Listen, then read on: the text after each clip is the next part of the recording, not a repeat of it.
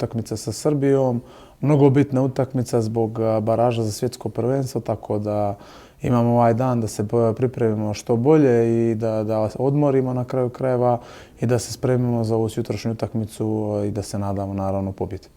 Je mnogo bitna utakmica za nas, tako da ćemo mi naravno se potruditi da sve te greške ispravimo, da odradimo ovu zadnju utakmicu kako treba u korist našu i da završimo ovo evropsko prvenstvo sa pobjedom, ako je to naravno moguće. Nama je dosta bitna ova utakmica, pa iskreno Srbija je pokazala da je također konkurentna ekipa i da će biti veoma teško protiv njih igrati.